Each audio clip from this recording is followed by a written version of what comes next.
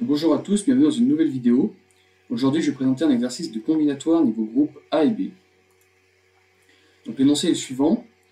Dans un certain pays, il y a 3 villes, et dans chaque ville vivent le même nombre n strictement supérieur à 0 de personnes.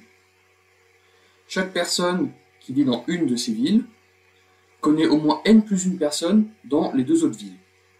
Donc, par exemple, si moi je vis dans la ville 1, eh bien je connais, entre toutes les personnes que je connais dans la ville 2 et toutes les personnes que je connais dans la ville 3, en tout il y a n plus une personne, au moins.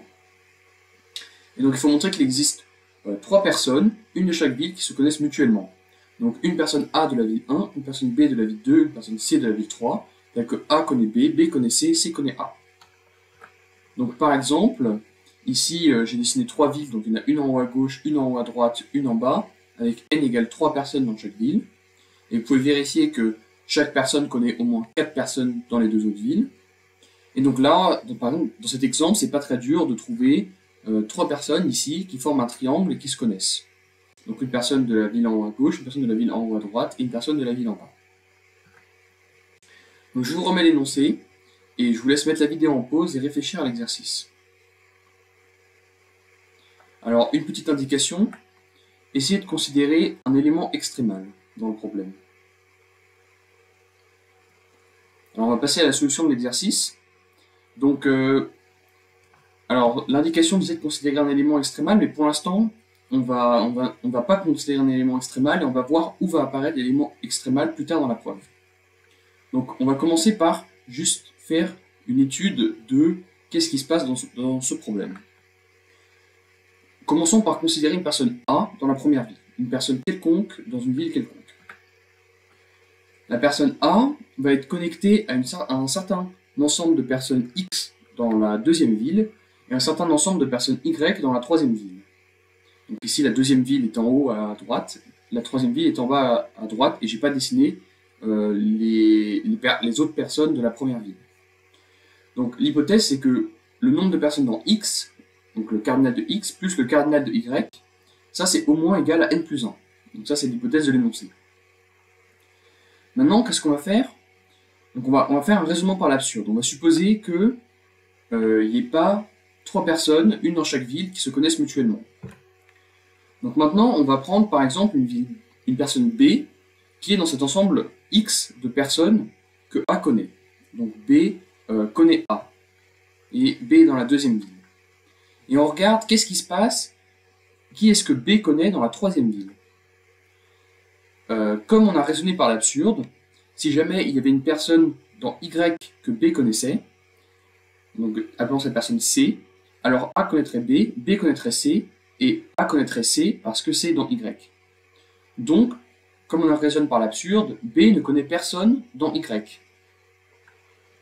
Donc ça veut dire quoi? Ça veut dire que si je regarde les gens que B connaît dans la troisième ville, ben ça va ensemble qui est disjoint de Y, et donc B connaît au plus n moins cardinal de Y personnes dans la troisième ville.